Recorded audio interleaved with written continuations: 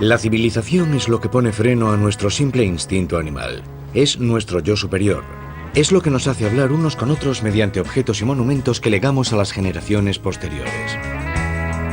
Hablamos con símbolos y obras maestras, pero lo que dicen es, esto es lo que somos. El arte es el hilo conductor de nuevos valores. El arte hace lo que los libros de historia no pueden.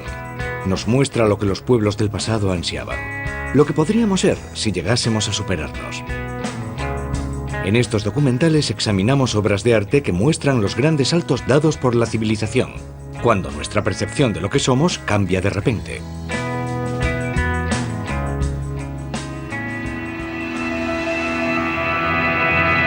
Arte y civilización.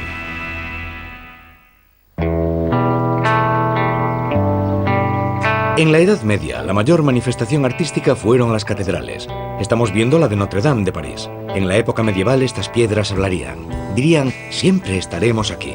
Las altas torres, los santos y las gárgolas, siempre te diremos cuál es tu sitio en el mundo. Pero después, tras centenares de años de certeza, en el siglo XVII la cosa cambia. A la pregunta, ¿qué es Dios? Respondemos, es algo abstracto, representa nuestros valores máximos. Pero surge otra pregunta. ¿Seguimos necesitándolo? En este programa hablaremos sobre ese momento de transición. El momento en el que comprendimos que no es Dios, llevándonos al cielo o condenándonos al infierno, el que nos hace civilizados. Somos nosotros, cuando comprendemos nuestra propia humanidad. Los sentimientos son nuestra guía hacia el bien. Siendo fieles a lo que somos, podremos avanzar sin problema. Pero, ¿nos agradará lo que encontremos? Sentimientos.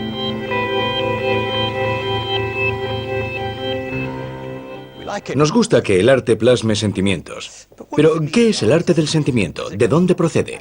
En realidad es una noción moderna y va paralela a la creación del mundo moderno. Hoy vamos a conocer a dos grandes pintores del siglo XVIII que practican ese arte. El pintor francés David y el español Goya. Ambos vivieron el estallido de la Revolución Francesa y sus consecuencias. El nuevo modo de pensar sobre todo lo que la Revolución había introducido. El cambio da lugar a la idea filosófica del individuo humano. Y lo que el hombre tiene, a diferencia de Dios, son los sentimientos. En sus obras, David y Goya muestran un sorprendente mundo lleno de emociones. La mirada oscura, profunda, seria e interrogante de Goya.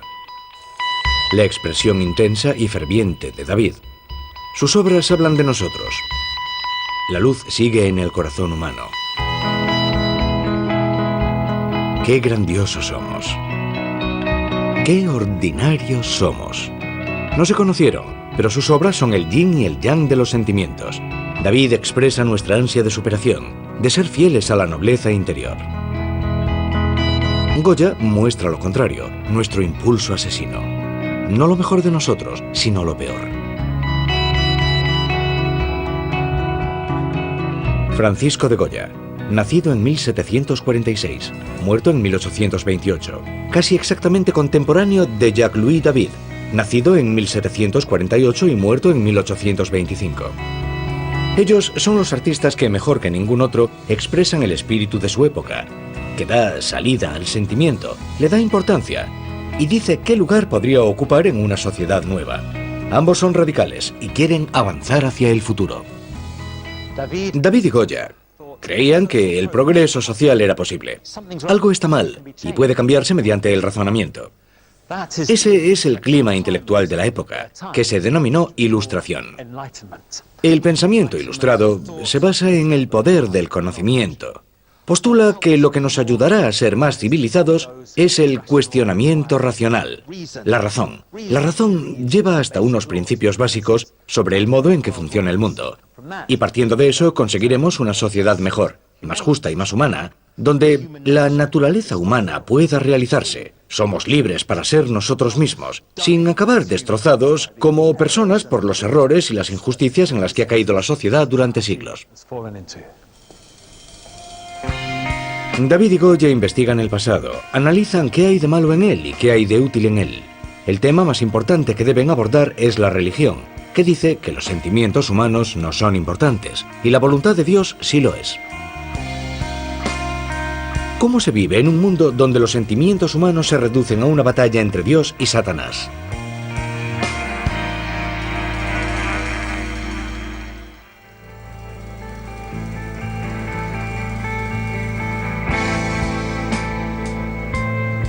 He aquí un fragmento bien conservado de historia medieval que nos ayudará a comprender de dónde parten David y Goya, dos radicales del siglo XVIII. Muestra con qué se enfrentaron: el mundo religioso de lo sobrenatural. En un hospicio medieval. En la Edad Media se acogía aquí a los necesitados porque Dios dice que es lo que se debe hacer. ¿Por qué sufrimos ignorancia, pobreza y enfermedades? La religión lo achaca al pecado original, pero tanto David como Goya sostienen que eso es irracional.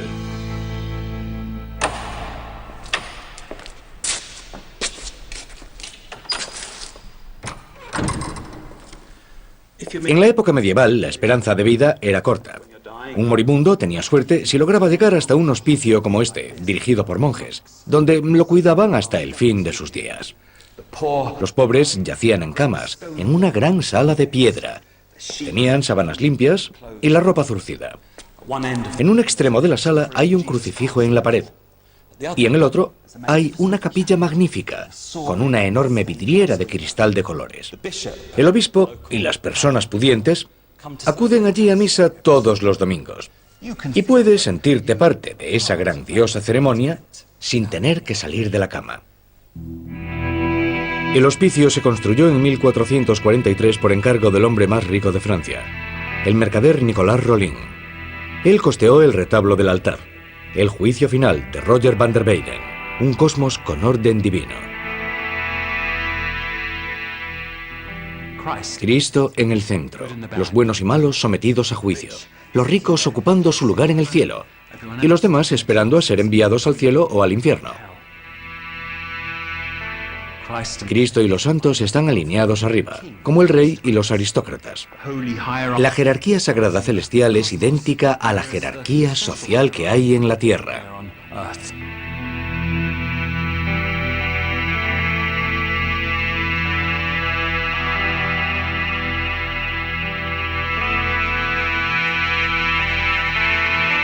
Sí, la ciencia nos dice que el cosmos solo consta de planetas que giran en torno al Sol. La actitud del siglo XVIII fue reflexionar sobre eso y decir: si podemos hallar respuestas sobre el universo mediante la razón, ¿por qué no buscarlas sobre el orden establecido?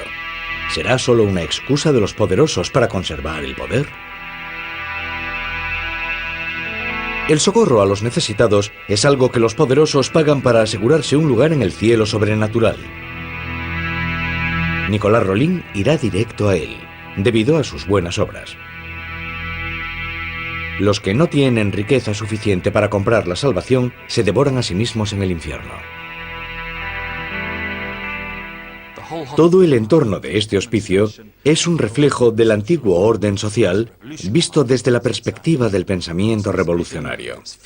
El mundo del hospicio, con su orden inamovible de alto, medio y bajo, era un reflejo del poder político en Francia hasta la llegada de la Revolución. Pese a la belleza del entorno, y aunque en él haya ternura y amabilidad genuinas, el pensamiento revolucionario se da cuenta de que esto no es correcto.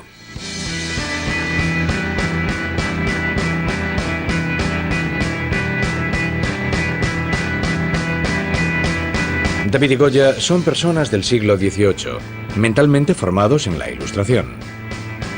Su ideal sobre la buena y la mala sociedad dice: la medieval es mala, porque está gobernada por la superstición y la idea de que la humanidad solo consta de demonios y ángeles en lucha. Pero hay algo del pasado que es bueno y no es malo, y es, de hecho, el primer atisbo del pensamiento ilustrado. Se trata del Renacimiento.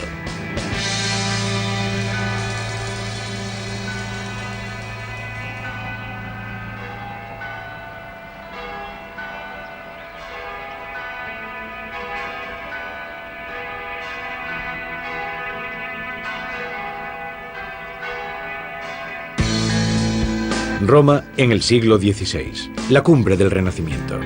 El arte renacentista ofrece una visión de la humanidad que sale de la mente de los eruditos europeos denominados humanistas. Del siglo XIV al XVI empiezan a reflexionar sobre la razón humana antes de la aparición de la Iglesia en el antiguo mundo pagano. Aquí vemos a los filósofos de ese mundo. Es una imagen idealizada sobre el concepto que los humanistas tenían sobre lo clásico. Grandes mentes que buscan el conocimiento.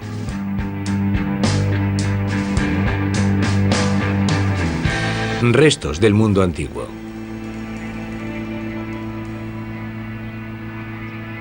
Durante siglos, los monjes cristianos estudiaron los escritos antiguos para extraer sus enseñanzas. Pero la idea de una edad de oro del conocimiento clásico horrorizaba a los cristianos, porque se creía que el pasado estaba plagado de demonios anticristianos. Enterremos todo eso, dice la Iglesia. Luego, en el siglo XV, empiezan a desenterrarlo de nuevo. Ya no se trataba de algo diabólico, sino que eran estatuas clásicas. El cristianismo tiene tal confianza que puede soportar el renacer del conocimiento. Y de ahí surge el Renacimiento. En la Biblioteca Vaticana, en 1512, coexisten culturas enfrentadas formalmente, la griega y el cristianismo. El Papa ve a los griegos aquí, luego mira hacia el otro extremo de la sala y ve el cristianismo enfrente.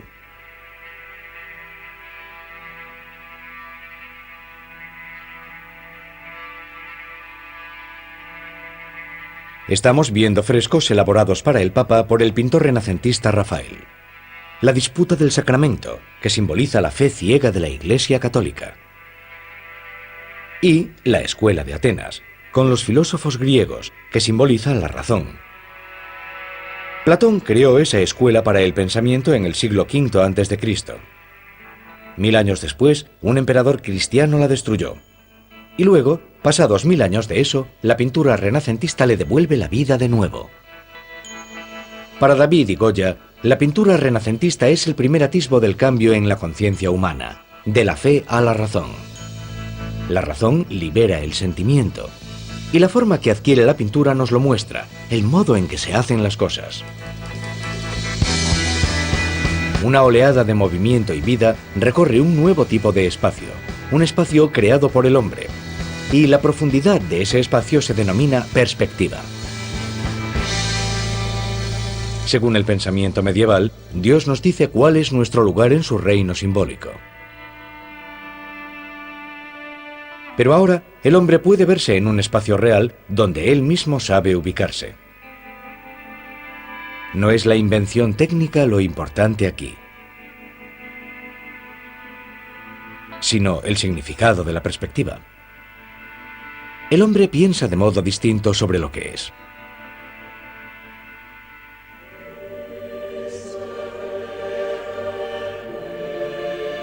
El espacio es importante en la pintura renacentista.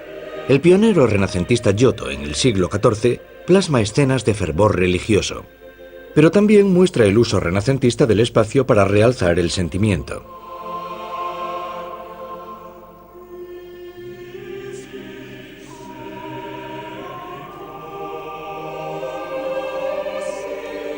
Antes de Giotto, los seres celestiales de la pintura religiosa fueron imágenes simbólicas y planas durante 1000 años.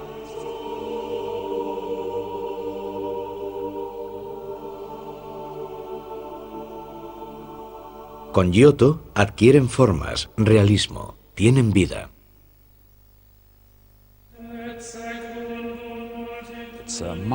Es un cambio mágico, extraordinario y curioso, que nadie sabe explicar muy bien. Giotto es amigo de grandes poetas humanistas primitivos. El humanismo lo rodea, pero él es el primero que lo lleva a la pintura. Los que acudían a rezar a esta capilla de Padua en el norte de Italia no se fijaban en la técnica artística, sino en los pasajes de la Biblia. Pero los recursos de Giotto daban intensidad a estos pasajes para que los fieles captasen la emoción de la escena. Veían el sentimiento en todo su esplendor. Fíjense en los torturadores de Cristo. en el realismo de su acoso, en la expresión sutil de su sadismo, con burlas, pellizcos, tortura, risas. Es una escena de tortura totalmente verosímil.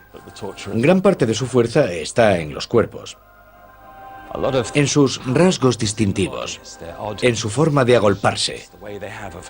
Vemos algo inequívoco y reconocible en esta escena de crueldad que nos es cercano, tanto si lo hemos sufrido como si lo hemos practicado alguna vez. Y la consecuencia es que reaccionamos con un escalofrío.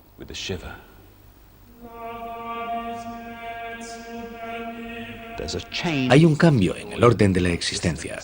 Giotto reacciona ante el surgimiento del humanismo.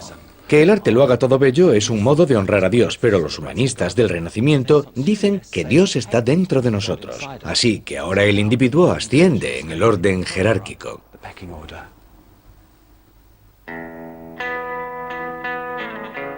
A Goya y a David les interesa la humanidad.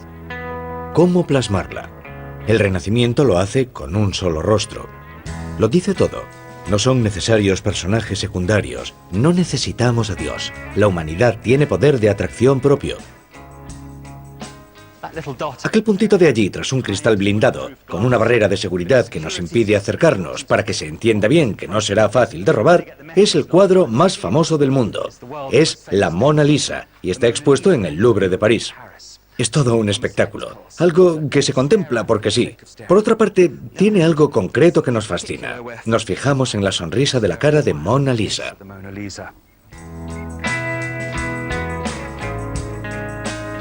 El famoso misterio del cuadro pintado por Leonardo da Vinci.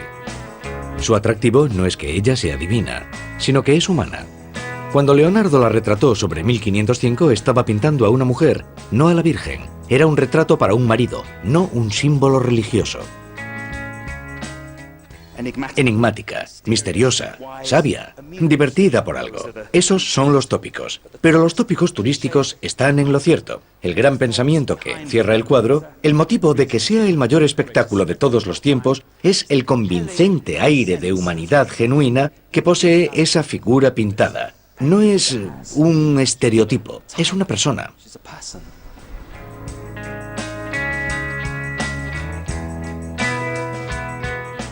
Una mujer común que no es una santa, y se ve de carne y hueso, pero al mismo tiempo tiene un aire misterioso, como si hubiese algo de santo en la simple carne mortal.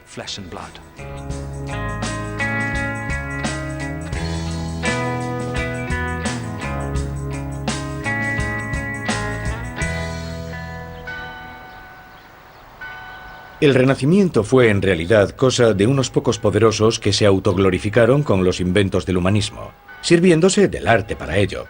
La sociedad no cambió gran cosa, seguía imperando la superstición, todavía se quemaban brujas, y la Iglesia seguía dominándolo todo. Pero en el siglo XVIII se produce la explosión. Ahora pasamos a centrarnos en nuestro primer radical, David. París, 1785. Una nueva clase media en auge visita exposiciones de arte celebradas en el Palacio Real del Louvre.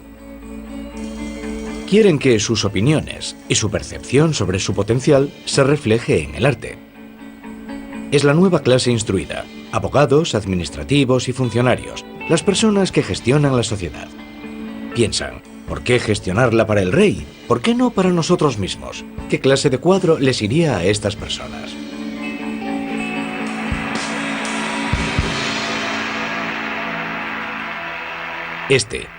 Lo ven en el Louvre. Nunca han visto nada igual. Al principio les resulta algo desagradable. Es un objeto extraño. Pero luego comprenden que el juramento de los Horacios de David alimenta un hambre que no sabían que tenían. Un sentimiento que albergaban, pero no sabían que era tan fuerte hasta que lo vieron retratado. La nobleza pura. Es el espíritu de la revolución.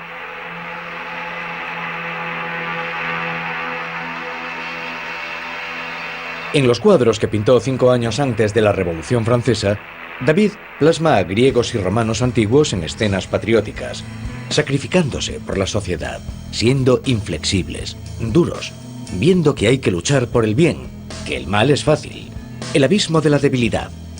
El bien nos pone a prueba. Es la cúspide de la nobleza de sentimientos.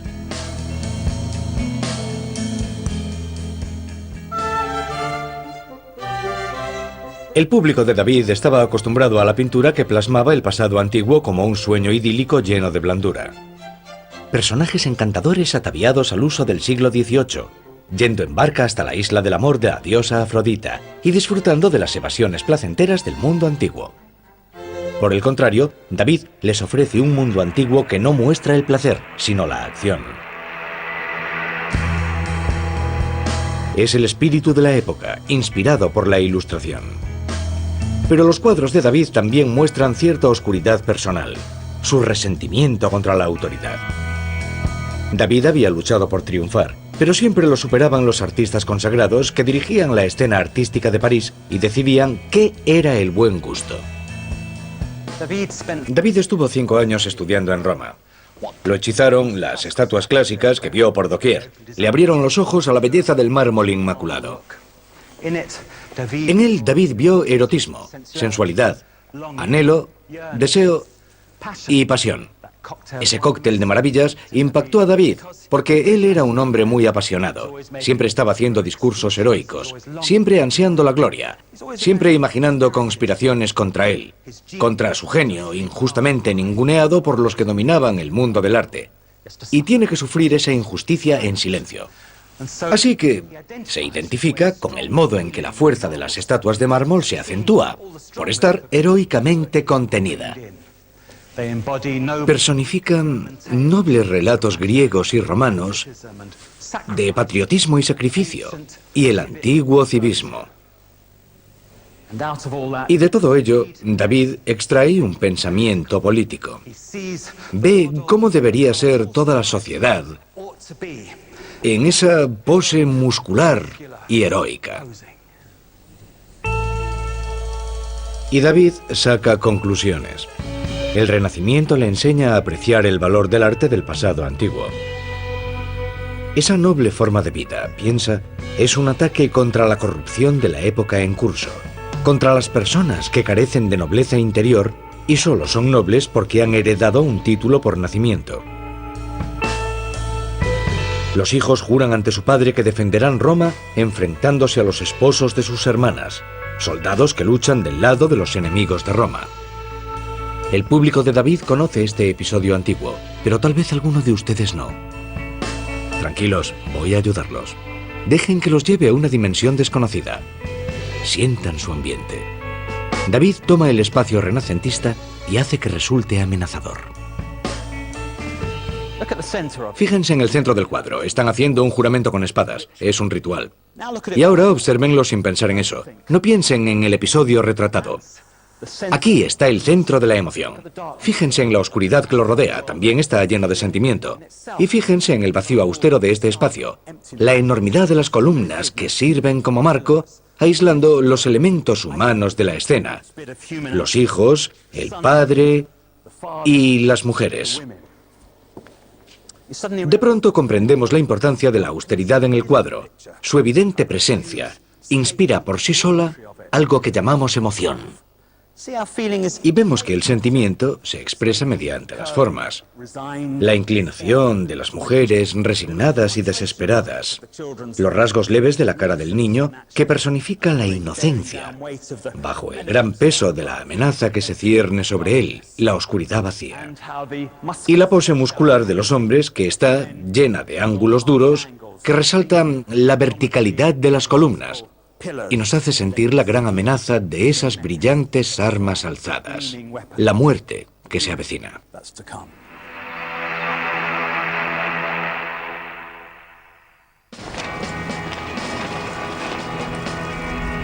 Cuando la Revolución Francesa estalla en 1789, Jacques-Louis David se convierte en su pintor oficial. El arte muestra los cambios de la civilización.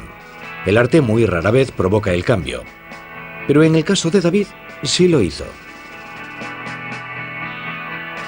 David es parte de la Convención Nacional, el nuevo gobierno revolucionario, y es amigo de Robespierre, el jefe del Comité de Salvación Pública. Robespierre inicia el reinado del terror, el período de persecución febril contra los enemigos de la revolución. A Robespierre lo apodan el Incorruptible. El mote de David es el de terrorista feroz. En 1793 los apellidos de ambos figuran en la orden de ejecución del rey.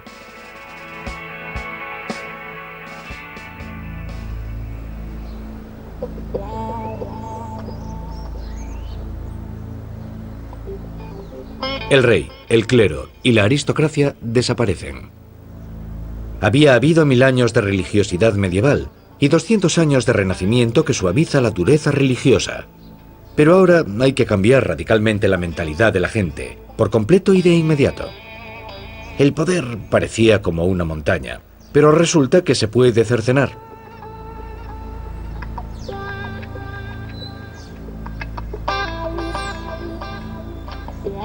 Notre Dame, 1793. Las cabezas de las estatuas de reyes que decoraban la iglesia acaban cortadas y enterradas bajo tierra.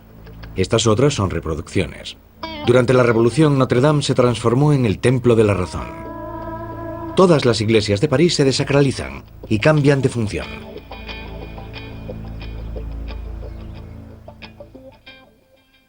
David recibe orden de pintar al periodista Jean-Paul Marat, que había ayudado a Robespierre a iniciar el terror y había exigido la muerte de los enemigos de la revolución. Cuando Marat cae asesinado a su vez por Charlotte Corday, que había creído en sus valores revolucionarios degenerados en fanatismo, a David le encargan transformar esa muerte en propaganda para la revolución. David pinta los detalles de la escena. Una carta de Charlotte Corday, la caja de madera sobre la que Marat escribe cuando está en el baño para aliviar una afección cutánea. Pero lo verdaderamente importante es la transformación de los hechos. Aquí debe ocurrir algo totalmente nuevo. David debe transmitir una información tan rápido como un anuncio moderno. El cuadro tiene que decir, revolución, revolución, revolución. No hay vuelta atrás. David pinta para un público inmenso. Tiene que conmoverlo. Sabe que aún está acostumbrado, mental y espiritualmente, a conmoverse por el simbolismo religioso, por los santos del arte cristiano. Así que retrata a Marat como a un santo. Los útiles de escribanía de Marat son como los atributos de un santo. En vez de una Biblia o las llaves del cielo, tenemos la pluma de Marat, el tintero y los papeles. David les presenta a Marat como Cristo, el Cristo muerto de la tumba, retratado una y otra vez por la pintura cristiana. Pero tiene que ser un Cristo revolucionario, en vez de la redención cristiana, la resurrección cristiana, la esperanza cristiana. Hay oscuridad en torno a Marat. No se plasma la esperanza de resurrección cristiana. Solo existe el aquí y el ahora, la gran urgencia del mundo nuevo que están creando. David dice, esto es la civilización. Este es nuestro objetivo.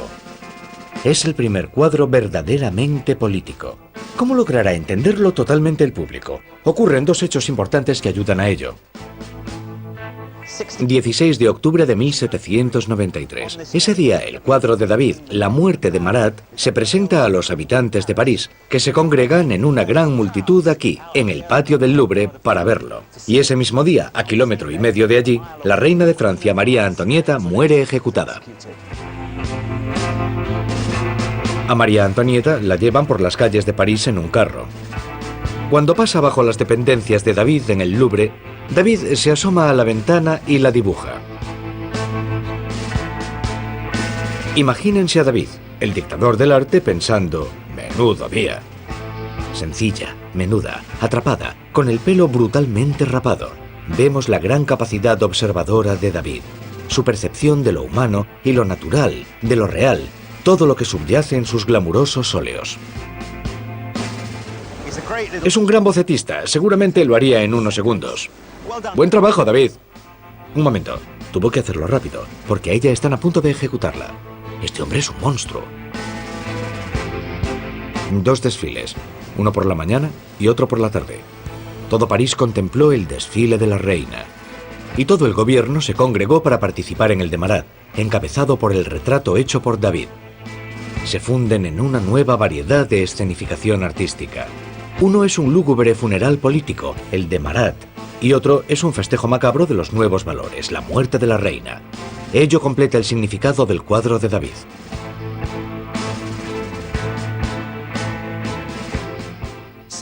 Acaba de aflorar algo. Se trata de un cuadro político, pero también contiene psicología humana. Y ese principio, surgido en este momento de la historia, empieza a imperar en vez de los reyes y la Iglesia. Ya podemos ser nobles sin reyes, podemos ser espirituales sin la Iglesia, pero también podemos ser desagradables, crueles, morbosos y aterradores.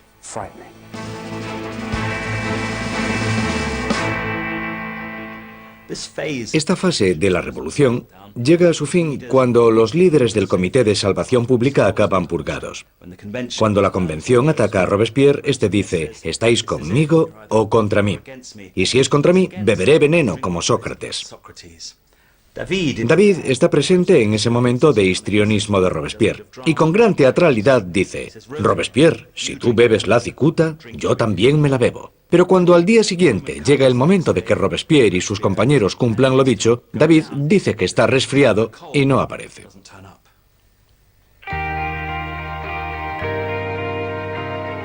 Encarcelado por el nuevo régimen revolucionario, pero después perdonado, David se entretiene en la cárcel planificando este cuadro: la intervención de las Sabinas. Unas esposas del mundo clásico piden a sus esposos guerreros que dejen las armas. Cuando David lo termina, en 1799, Napoleón ha tomado el poder en Francia por la fuerza. Napoleón nombra a David su pintor oficial. David pinta la coronación de Napoleón en Notre Dame. Napoleón desea la paz en Francia, pero quiere luchar contra el resto de los países. Soldados heroicos de Napoleón descansando tras sus hazañas. Grandes hazañas contra los muertos. David maravilló al público por saber captar la fuerza del sentimiento noble.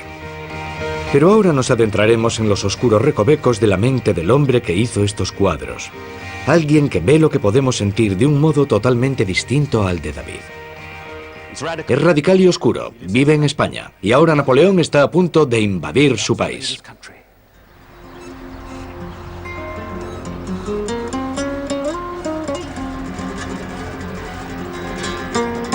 La pintura de Francisco de Goya, el polo opuesto español a David.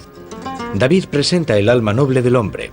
Goya desciende a las profundidades subterráneas. Goya, en la década de 1790, es ya un pintor que no solo elabora lo que le dicen, también plasma lo que imagina, lo que no le piden, lo incómodo, lo indeseable.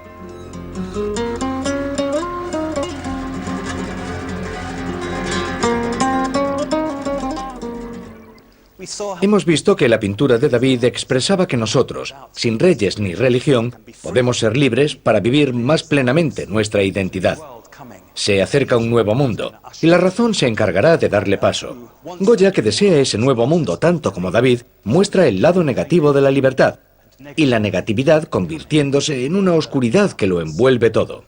Goya dice: sí, la religión puede cambiarse, sí, la noción de Dios puede hacerse más democrática, y sí, podemos usar el conocimiento y la razón para conocernos mejor a nosotros mismos, pero la verdad es que la irracionalidad siempre regresará.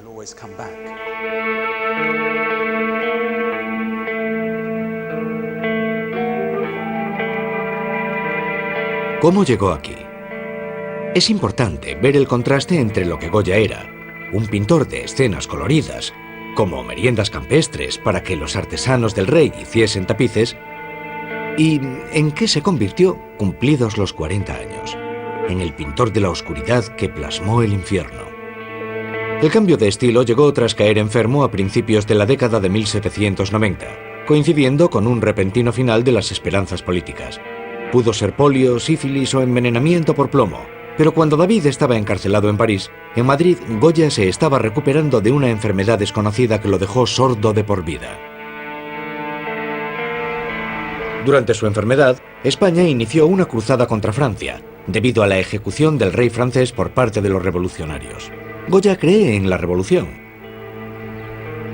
España está anclada en el pasado, opina él.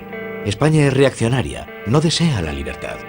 En imágenes que mezclan realidad y fantasía, Goya plasma una España dominada por tradiciones que atrofian la humanidad. Al clero administrando ignorancia a los campesinos, a la Santa Inquisición castigando la libertad de pensamiento, a los asnos ricos a caballo de los pobres indefensos. Goya y su círculo sueñan con que los valores revolucionarios lleguen a España. Tal vez el gran líder Napoleón los traiga cuando llegue con sus tropas. Eso acabará con la superstición y el conservadurismo españoles y con el gran peso de la Iglesia. Pero en vez de ilustración y razón, la llegada de Napoleón a España hace que el país se vuelva aún más brutal, todavía más irracional, y la antigua opresión regresa todavía con más peso. El sueño se transforma en pesadilla. Echa añicos su esperanza política. Aislado socialmente porque tenía un zumbido en la cabeza a todas horas y solo lograba comunicarse por medio de signos, Goya lleva una doble vida. Pinta retratos oficiales, pero también visiones personales, monstruos que representan la falta de esperanza en el hombre, un coloso errante de violencia salvaje. ¿Será Napoleón? Goya no lo dice. La crueldad y la violencia no son novedad en Europa, pero las guerras iniciadas por Napoleón se hacían en nombre de nuevos valores civilizados, libertad, igualdad y fraternidad, pero al parecer solo pueden conseguirse mediante la tortura y el asesinato. La claridad de David. Somos buenos. La oscuridad de Goya. No sabemos lo que somos. Goya repasa la colección de pintura del rey, inspirándose en las formas oscuras, vagamente confusas del estilo español pasado. Goya adapta ese estilo pasado para transformar la vaguedad en misterio. Incluso cuando pinta a sus patronos resulta desconcertante. Su retrato de la familia de Carlos IV, finalizado en 1800, emana descontento. Pese a ello, sus patronos no se quejan. Piensan, sí, nosotros mandamos. Es un descontento que solo resulta evidente ahora, en nuestra época. Goya es una bomba de relojería de angustia moderna. Y es muy inestable. Enseguida puede estallar.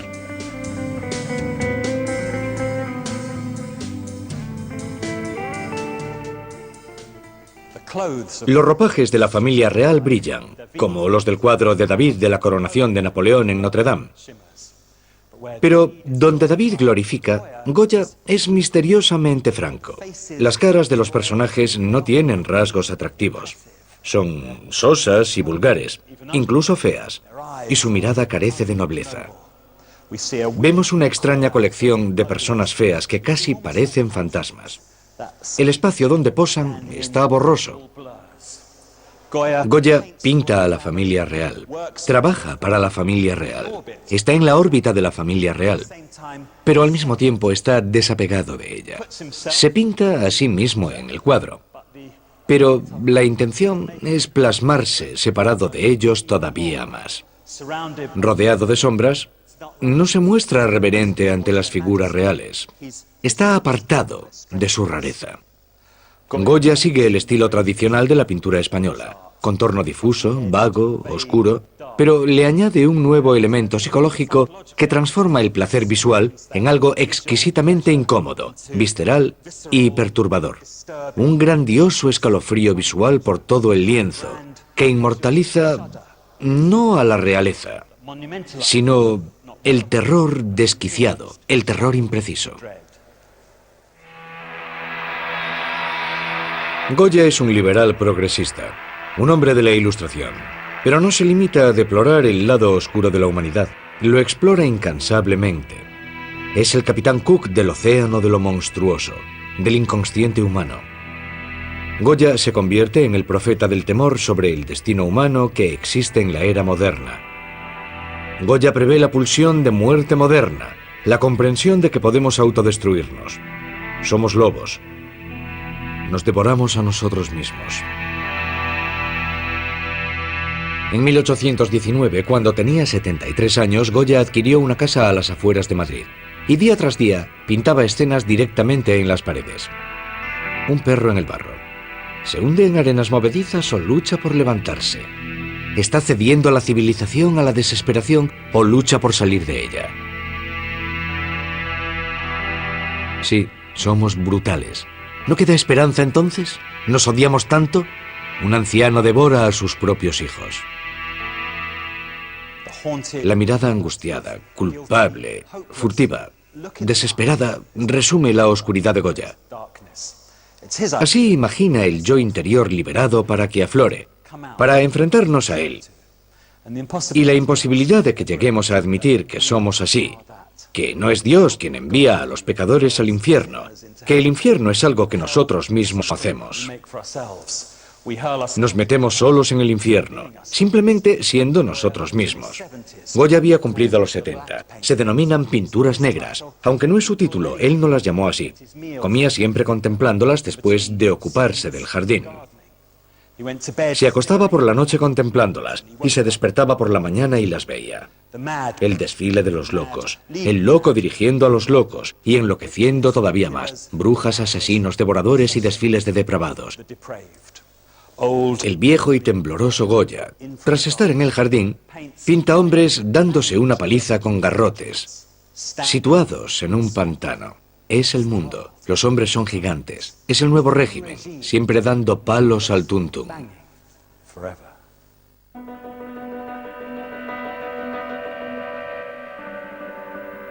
El arte del sentimiento fracasado. Francisco de Goya duerme en su estudio. De su mente salen pesadillas. En el mundo medieval prevalece Dios. En el mundo renacentista prevalecen el hombre y Dios. En la Ilustración prevalece el hombre en vez de Dios.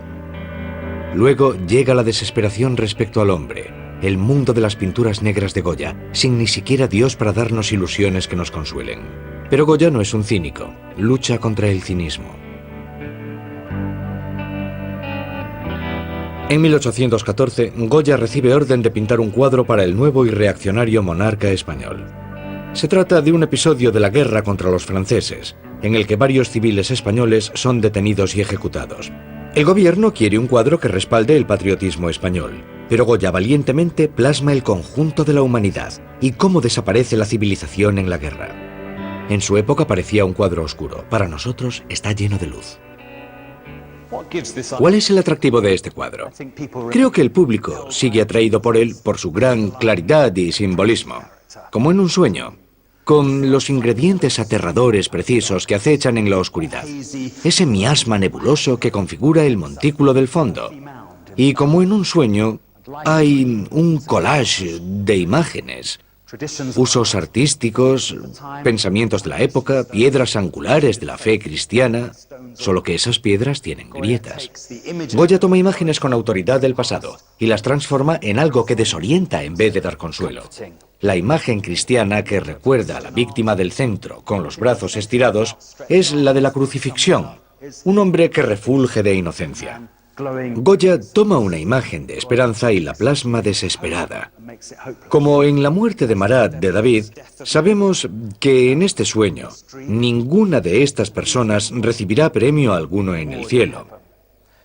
Arrodilladas, rezando, en las conocidas posturas de los santos cristianos, no regresarán, porque no hay vida después de la muerte.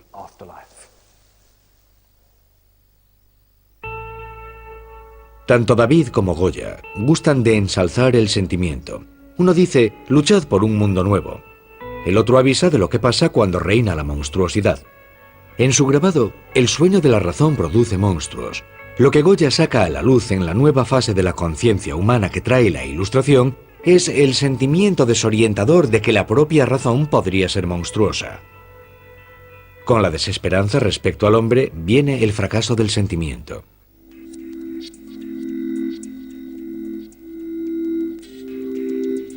Una galería de arte moderno. Uno no espera ver muchas obras religiosas aquí. Nuestros sentimientos nos dicen qué es ser humano. Una obra moderna, ¿qué nos dice? Nos parece captar sentimientos humanos de indignación, horror, piedad, tristeza. ¿Pero lo sentimos? Esto es sentir a distancia, no es lo que siente el artista. El artista contrató a un grupo de técnicos para que hiciesen una réplica exacta de un destartalado conjunto de eslóganes y carteles reunidos por un manifestante por la paz ante el Parlamento británico. Somos modernos, somos libres. No tenemos a un ser superior castigador diciéndonos qué somos. Nos guiamos por los sentimientos para hacer el bien. Pero aquí vemos nuestra total desorientación sobre qué es lo que sentimos. Estamos muy lejos del logro de David de hacer pensar a la gente que puede hacer una revolución simplemente observando un cuadro. Y también estamos lejos del experimento radicalmente sincero de Goya al pintar su propio lado oscuro para enfrentarse a él.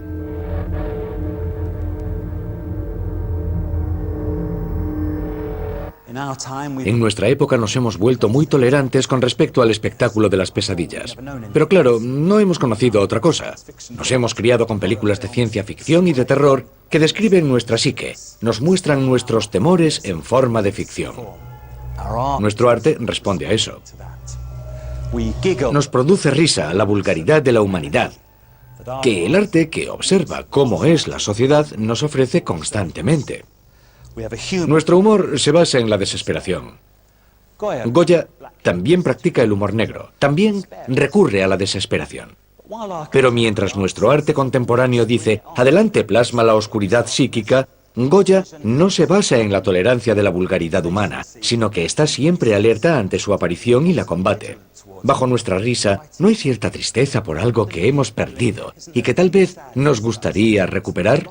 Un verdadero rayo de civilización que Goya nos está mostrando. David y Goya, dos grandes pintores que nos muestran de lo que somos capaces emocionalmente. Deseamos esa riqueza de sentimientos, se parece a nosotros, pero hemos acabado temiéndola. Los sentimientos que David siempre ha explorado nos resultan extraños. Van en una dirección de la que nos hemos distanciado.